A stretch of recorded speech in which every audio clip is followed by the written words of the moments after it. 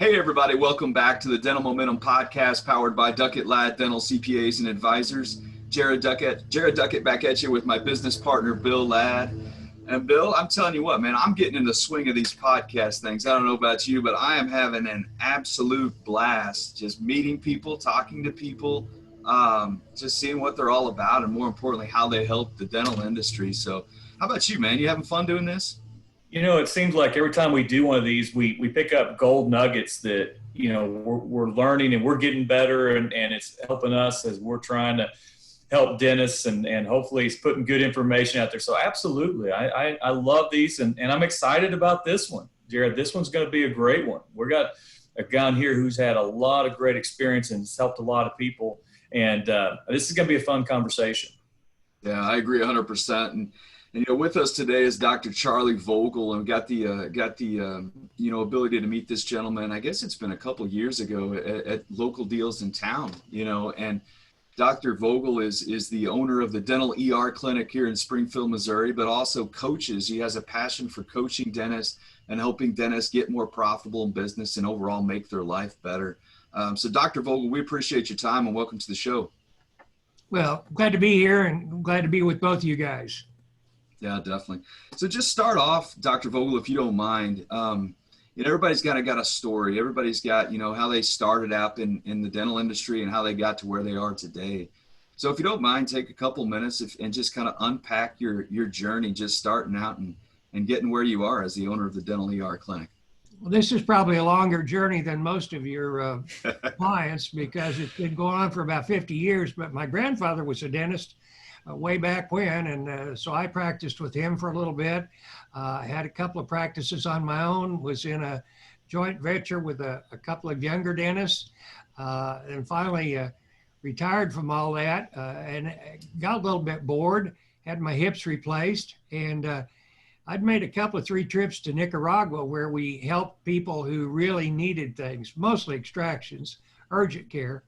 And I'd worked with an urgent care facility here in Springfield that was closing down called the Kitchen Clinic, which was an outgrowth of a soup clinic, and it did some welfare work and so forth. They were closing, so I was kind of bored after selling my last business in 2009, and so I decided to open the clinic that I have now called the Dental E.R, and it's just been a fun occupation. Turned out to be the kind of thing that has thrived when people are on hard times. So right now we're extremely busy, but it's taken a lot of zigs and zags, but it's been fun. It's interesting that you say that. We actually were talking about a month ago or so, kind of when COVID was just right in the swing of things as we kind of time-stamped this podcast. But that's interesting. Unpack that concept that your business actually picked up during these hard times. What are you seeing there? What tends to happen that leads to that? Well, you got to. I did this in 2010. We were coming out of an era where there'd been some job loss, there'd been some insurance losses, and bit other things, and so there was a higher need for people to have urgent care because they were putting things off. It's sort of like any other thing. If you put it off long enough, it becomes more and more urgent.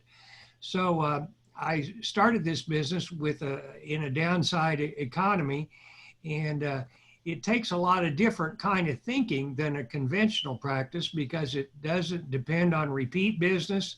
90% of our clients are new clients every year, so we have to keep attracting people.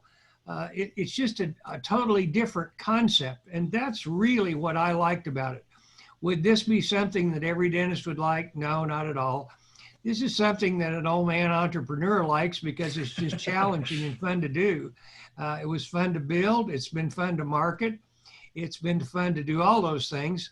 But there were some other characteristics about it that made it unique, in the fact that I had gotten so much personal gratification out of my visits in Nicaragua of just thanks and appreciation. Oh my God, I don't have a toothache now and all this stuff, that it became kind of apparent that that was something that I enjoyed and wanted to do.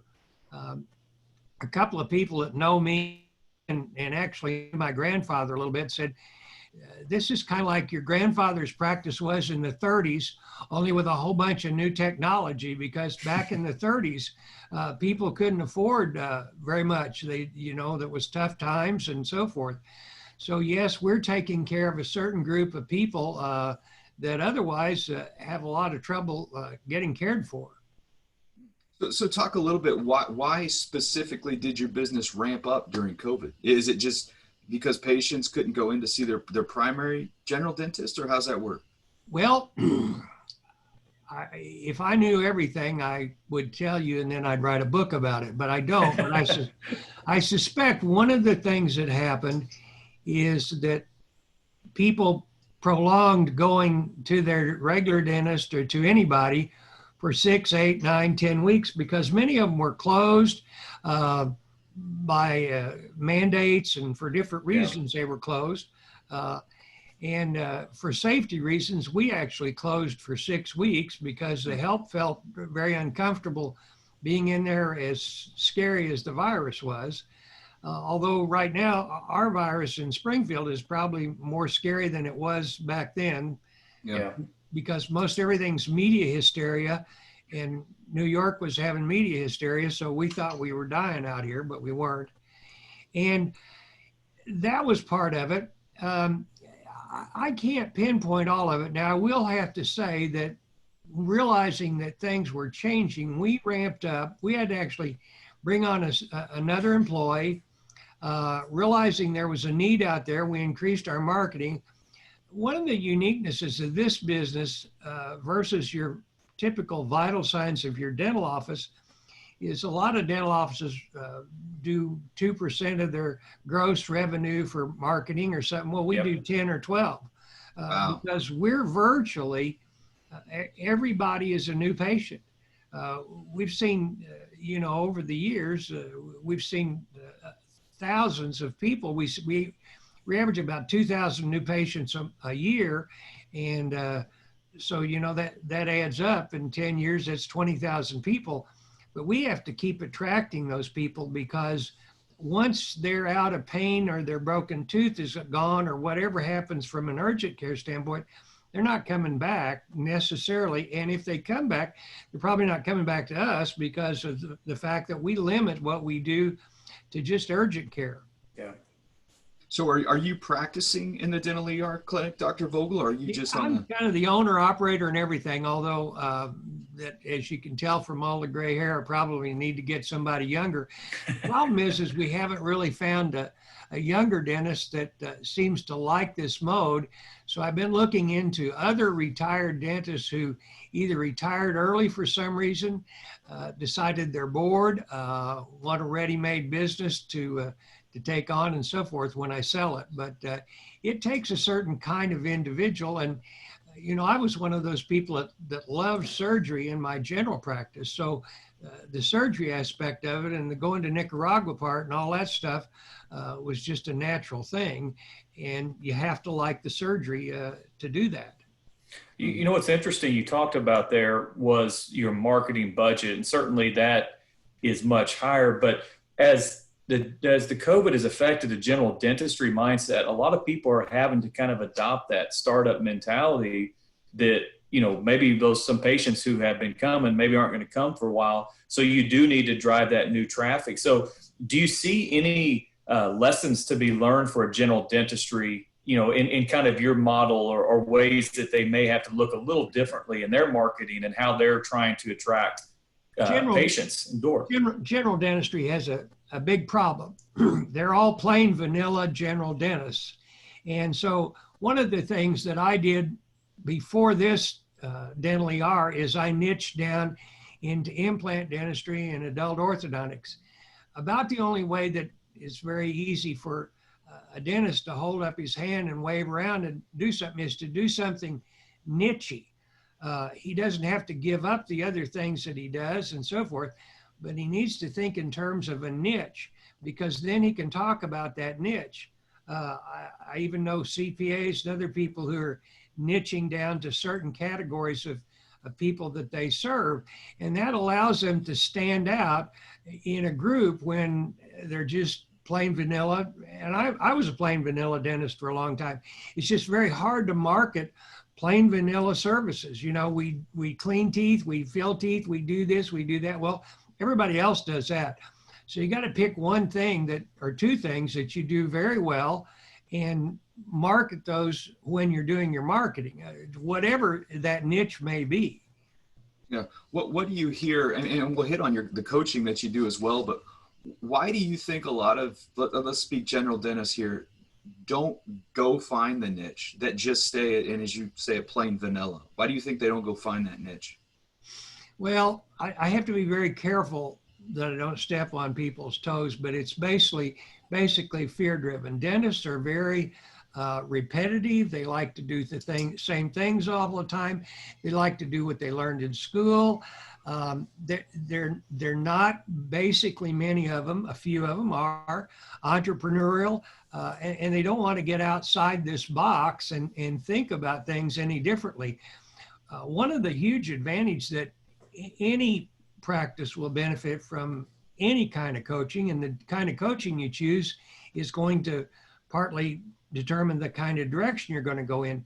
If you get into coaches who future focus and help you see into the future so that you can plan it and do something about it, you know, bringing the future into the present so you can be in charge of it is much easier than waiting for something to happen and it's already happened and you don't have any control over it. Now, I know we couldn't have brought this coronavirus into the future. We couldn't have foreseen that. Yeah. But there's other things that we can foresee, such as if you live in a place where there's a lot of tornadoes, you can see that that's coming and you may want to do an electronic way to protect your records and protect certain things. If you're in a flood prone area, you may want to take steps to be able to survive that in a reasonable way. If the power goes out every so often in your area, you may want to have a generator or something, so you'll be one of the few businesses that's able to open that particular day because you have a generator. And all these things are a matter of a coach who sees your business a little differently, or perhaps sees it as a business and not as a dental practice, can help you see. And many of us, I was very fortunate to have some very good visionaries as coaches when I was coming along. And one of them recently passed here, and his name was Omer Reed, and they've actually put up a website, omerreed.com, and they have the archives of all of his old tapes and literature and all his stuff on file. And it's amazing how some of the things he wrote 15, 20 years ago are very appropriate for now. But the whole process was to get the dentist thinking a little bit about something different, about the future, about what might happen if this happened, what would I do? And we dentists, and I was pretty typical, and I went to school with 100 other of them, and so I know the breed. Part of it is the testing that they do to let you get in dental school, tests out some of these wild, entrepreneurial, off-the-wall things, and you just fit into a certain stereotype, and that's the kind of people that the profession is attracted. And that's one thing that we've really noticed, and we've heard a lot of groups that are frustrated that there really is no specific training in the business of dentistry, you know, in school. And so, you know, a lot of those people who do kind of have that entrepreneurial spirit, you know, even if they break off, a lot of times they come in and they may just not know how to run a dentist practice. So talk a little bit through, you know, some of those people that come to you that do have that entrepreneurial spirit and they're wanting to dial in their practice a bit. What are some of the things that you tend to see, Dr. Vogel, that are broken? What are some of the more common things that are broken in these entrepreneurs' practice?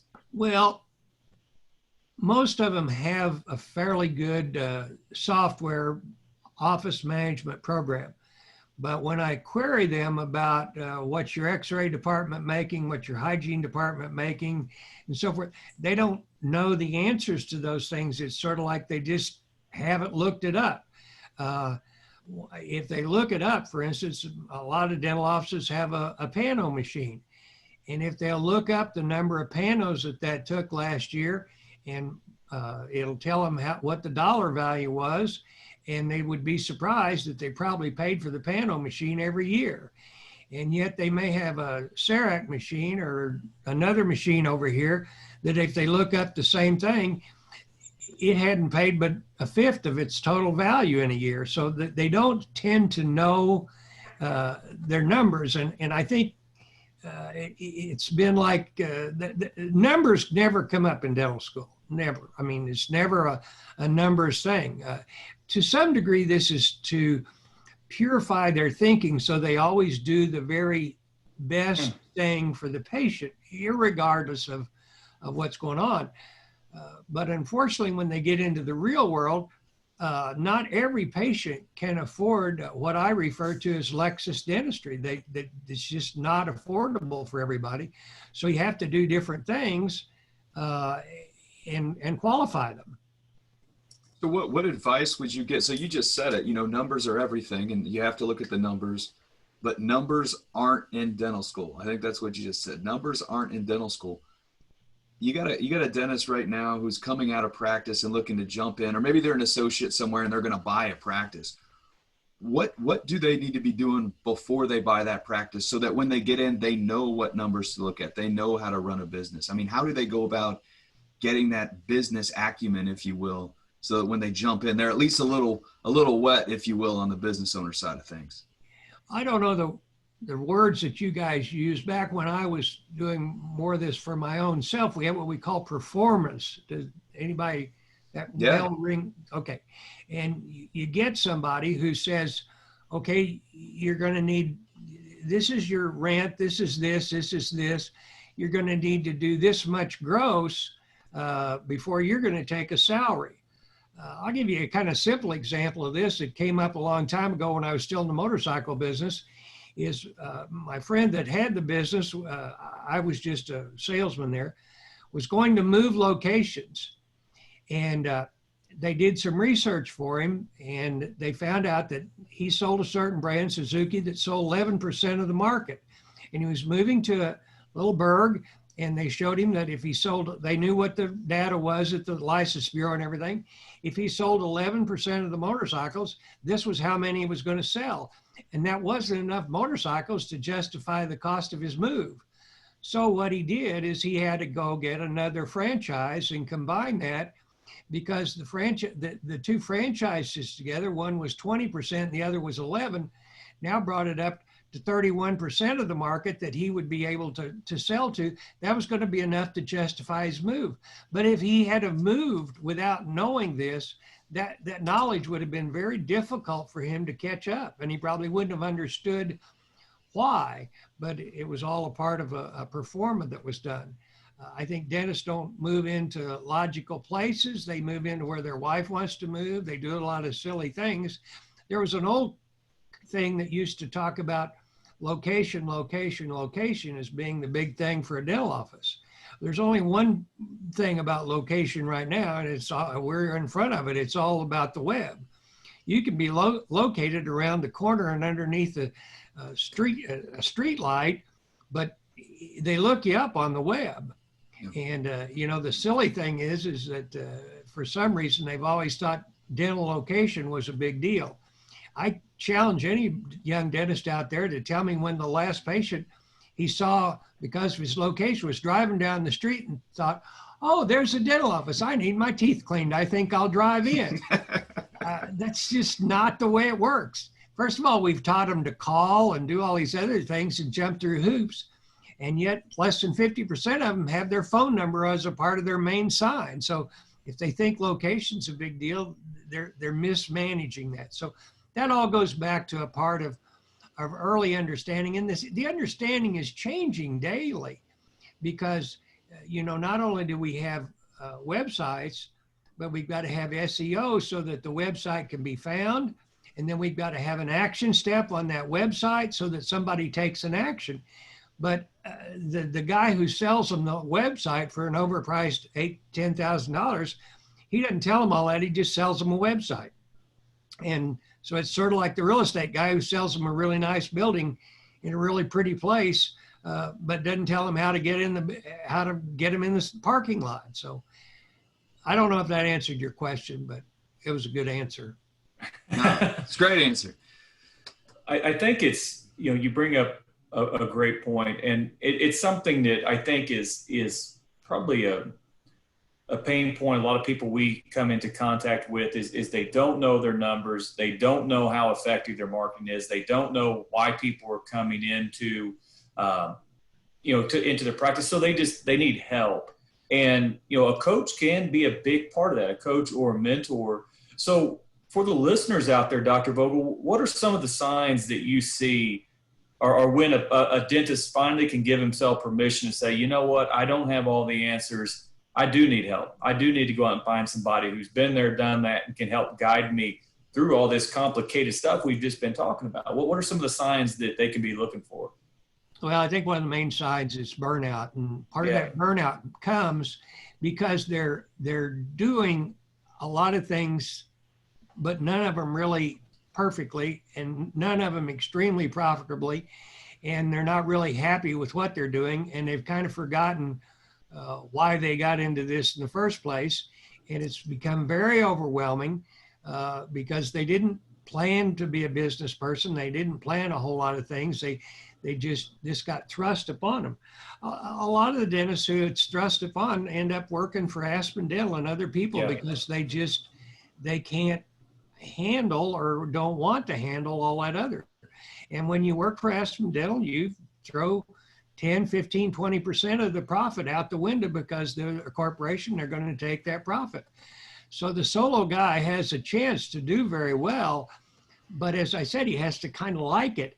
And sometimes that takes some value clarification. One of the things I did every year, I made 2 lists. One list was the things I liked to do the very most, root canal, crown, whatever. I made this list, top to bottom. That was the top. And over here on the other side, I made what I estimated per hour made me the most to the least money, whether it was $60 an hour or $600 an hour, which was I most productive in. And I had those 2 lists. And I went down to the bottom of the list and took each list, and the least profitable 4 or 5 things, I quit doing those. And the things I least liked, I quit doing those. And so I kept refining this list to make things that I liked and things that were profitable. The lists weren't always the same, but there was some similarities. And it also caused me to quit doing a service that was, I liked, but it was a total loss. It was just, it was costing me, it cost me more per hour to do the service than my overhead was. And so I just had to say, well, I'm not going to do that. I'll find somebody else to do it, or I'll just tell people I don't do that, or whatever. And we have the ability in a free enterprise to do those things. We're not obligated to do every facet of things. It's just like in your field, you're not obligated to do every type of CPA work. You're going to have some that you like and some you don't. But the more you bog yourself down doing low profitable things that you don't like to do, the faster you're going to burn out. Yeah. I mean, what you said. Go ahead, Jerry. Well, I was getting ready to say what you said is spot on, perfect. We use the term all the time, create the business that supports the life you want to live. That is creating the business, taking the stuff that you don't like to do, or maybe is not profitable. And it is okay, if I heard what you said, it's okay to say no, or I don't do that. Create the business, do the things that supports what you want to do to make you happy. You're right, you will burn out. Yeah, this has been really an educational experience with the Dental E.R. because first of all, we promised the dentists in the community that we would only do limited services because we wanted the dentists to refer to us when they were out of town or gone or something, but we didn't want to steal their patients. So we have nothing in the building to do permanent fillings, permanent restorations, or anything at all. We just don't have any of that. And so it's really easy. I just tell people I don't do that anymore, and you can do that in any phase of dentistry. Root canals are a common thing that some dentists are saying, well, I don't do those, or I prefer not to do those, or whatever terminology they really like to use. But they need to have an internal dialogue with themselves and decide what they really want to do. You know, the old adage of the watermelon truck story is always true. There was a farmer here that was running out to the country here and buying watermelons for 61 cents. And he came in here on the corner and was selling them for 59 cents. And one of the consultants came along and told him, I think you'll make more money if you buy a bigger truck. More watermelons, right? If you're going to sell more watermelons, you got to make more money, right? Right. Oh my God. So, you know, those stories are true. There's dentists who are doing procedures that if they think they'll do more of them, yet if they really, I did a lot of stopwatch studies way back early in my practice, and that was one of my coach's deals. And you'll find that with stopwatch studies, there's some things that you're just not breaking even on or making a fair return on investment or whatever you wanted to call it. And you've either got to decide to modify the way you do it, you've got to delegate it out differently, or you've got to quit doing it. Now, you don't have to quit doing it. You can change the way you do it. You know, a lot of the things that I'm doing at the Dental E.R would have not been profitable without computerization and digital x-rays. I would have to have a whole extra person to take 20 panos a day. But with digital, I take 20 panos a day in 5-10 minutes. It's just not a big deal. So everything has to do with if you don't want to quit doing it, figure out a way to do it profitably. And that's probably where some good people can come along. It's probably not the people that are trying to sell you another piece of equipment, because they just want to put a little price tag on this and make it sound really good. It may not be equipment you need. It may be a personnel you need or whatever. I can remember back when we were still in the film operational business, meaning we didn't have digital.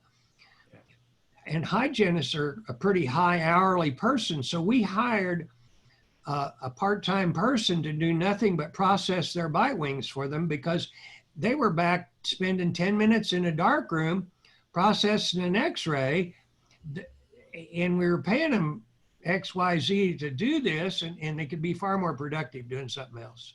So we hired a low dollar an hour person to process the x-rays. So there's different ways to get around it. You don't have to quit doing it. You just need to think about the ways you're doing it and do it differently.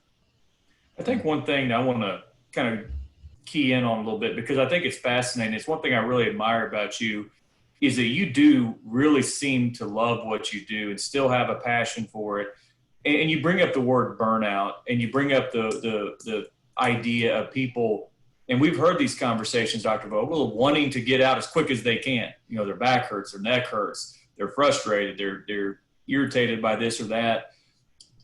Look, put yourself kind of back into a younger doctor, maybe in his 40s, you know, coming out of COVID, having, you know, had one gut punch after another. When they kind of start reaching towards that burnout phase, are you able to see them kind of get their head right, get their head back in the game, and kind of reconnect back to why they do it in the first place? True story. When I was 40 years old, I'd gotten divorced. Wasn't a particularly happy time in my life. I went to Drury College as an undergrad student before dentistry. So I went over there and I took a course, or not a course, a computer program. And the computer program was to help students find out what they liked, not what they were qualified for, not if they had a lot of math skills, but it was a values-based thing. And I was kind of confused running around. And so basically, when I got all through, it said I should be a dentist, a podiatrist, or an airline pilot. And that was the three occupations. And since I was already a dentist, I thought, well, I'll just keep on doing this. So I kind of refocused. But I've had my times that I've had to refocus too, because at 40, I thought, well, maybe the reason I'm in this is because my granddad was a dentist and it was it. So I've had to step back and think about the things.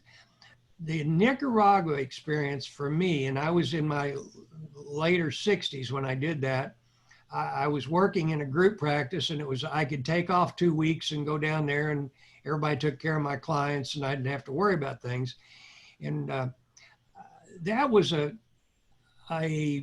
reinforcement to me why I did it and what I liked. So what I then had to do was build that in the Dental E.R. so that while I was retiring, I could still have fun and do it.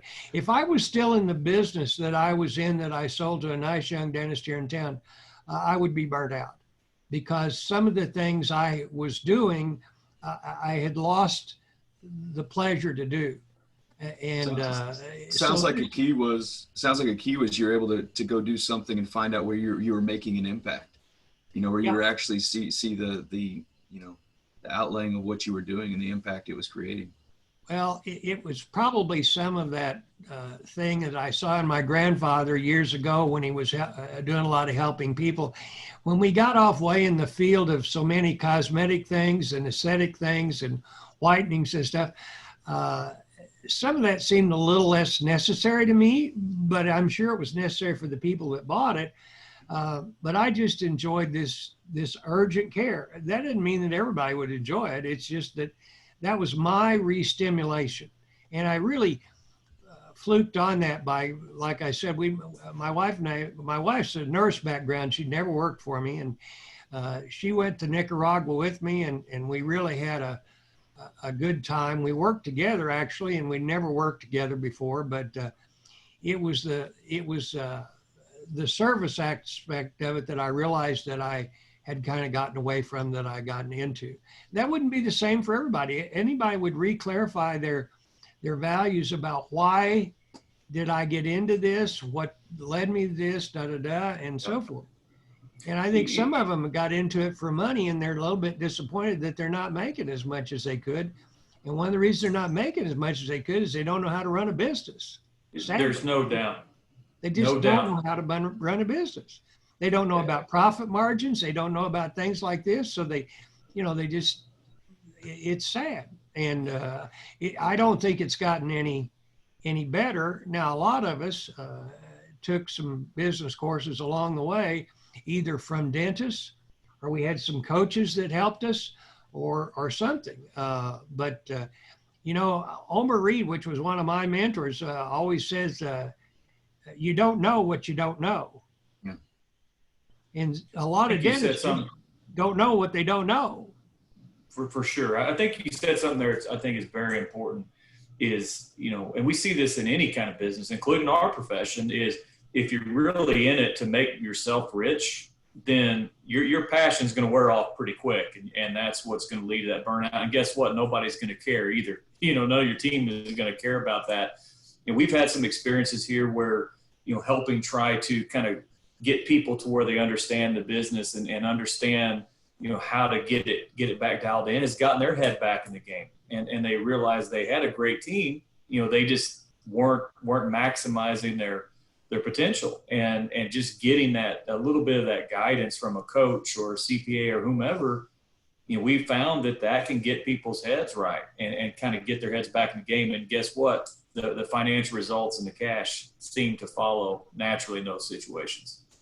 Well, and I think that, goes to picking your CPA. Some CPAs are historians, and some CPAs work in the future some. So it is one of those things that I got a little tired of hearing that 2 years ago, back in February, if I'd done X, Y, Z, it would have been different. And so I changed accountants, and got somebody who, and some of it I had to do on my own, just your own research, because accounting is its own thing. And I know that you have a lot of history together, but I know there's other ways to do that too.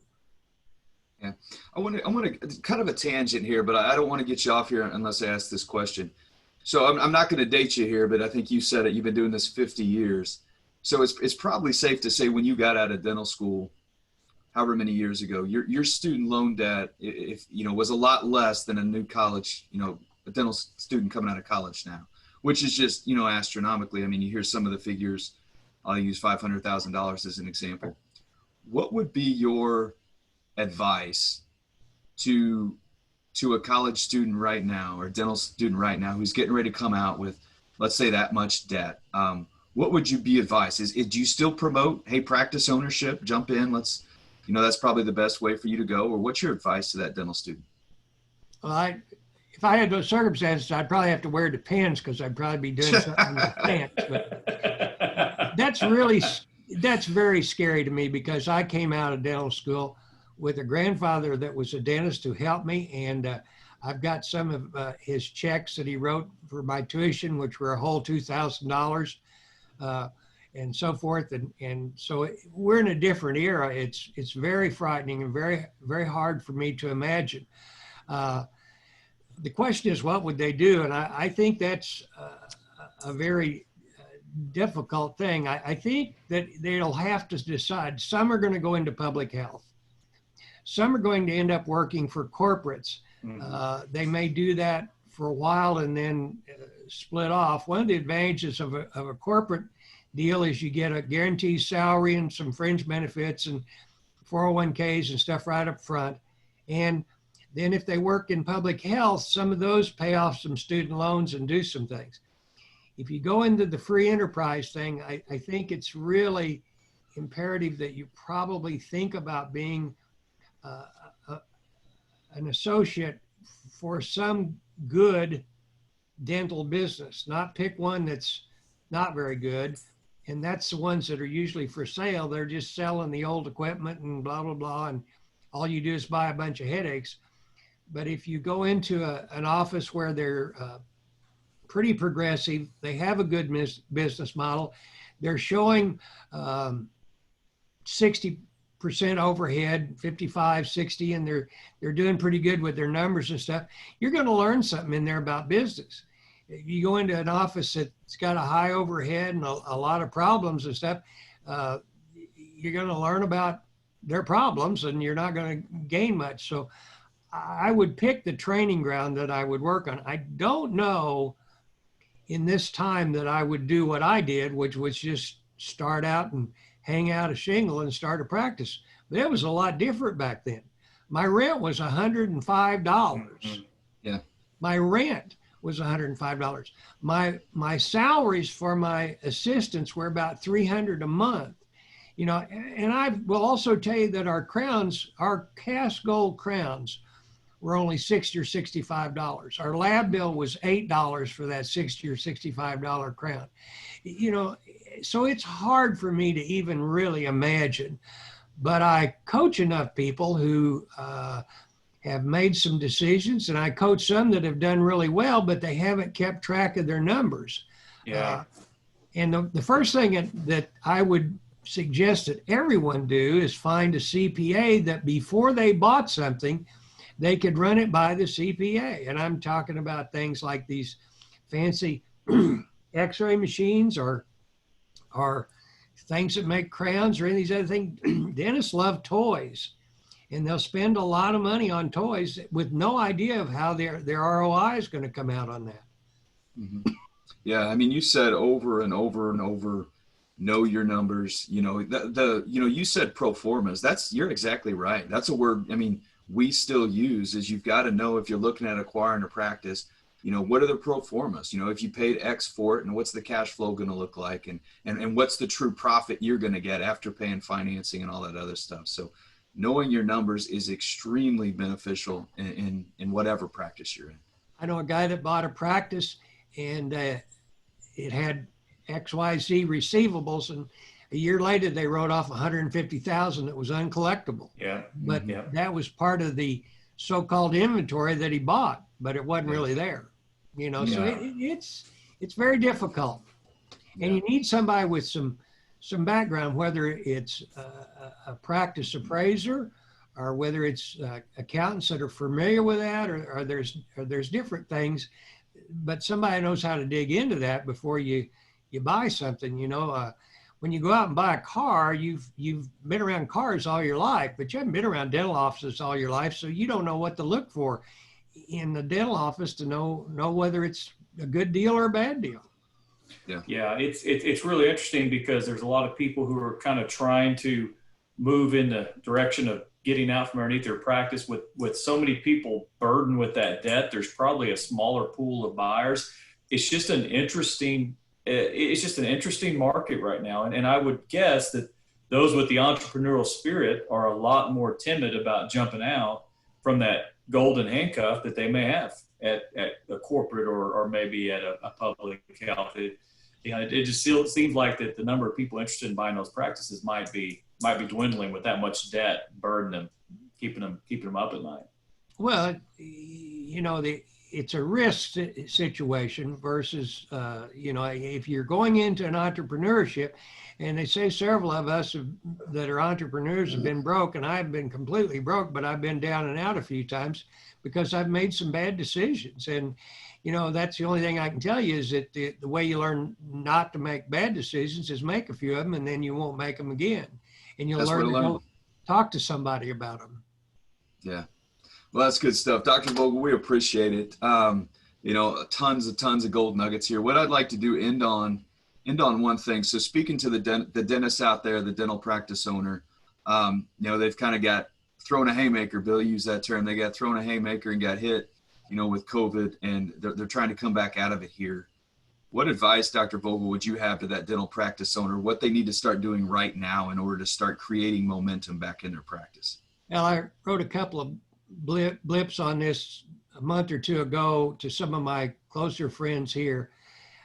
First of all of you dentists who came back probably had a little surge. There was either some people that had broken their partial, or they were waiting for you because they wanted you. They didn't want the nearby emergency clinic to take care of them and stuff. So there's been a blip there. Come to September, all of you guys are going to be hurting for business. I can just tell you that. Now, that, if you quote me, date me, but that's what my feelings are. And it's because this phase is going to go away.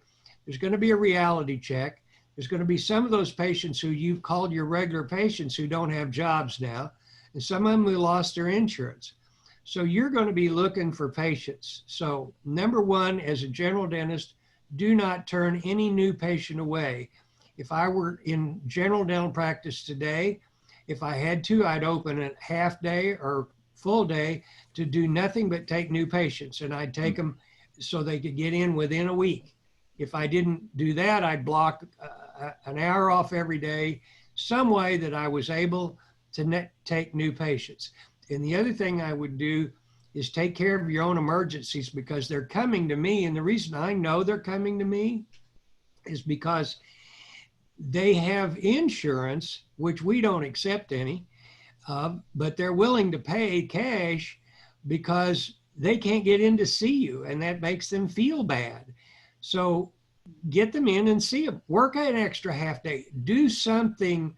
You just had 6 weeks off here a while back. Now make those 6 weeks up a day at a time, whether it's Saturday or, when it is, and, make up for these lean times you had, so that when Thanksgiving comes, you now have a group of new patients and people you've served well to help fill in those blank spots that I think will come later. Yeah, that's that do whatever it takes mentality, right? Kind of that startup mentality of, hey, we got to go. And I think you're right. A lot of practices out there probably listening right now, they probably had their best July they've ever had. But who knows what the rest of the year is going to look like. So get that startup mentality, do whatever it takes. Dr. Vogel, we appreciate it. If you can take just 1 second, can you tell our viewers out there where they can contact you or how they can reach you? Well, I think the best way to get to know me a little better is look up my website, Dental E.R.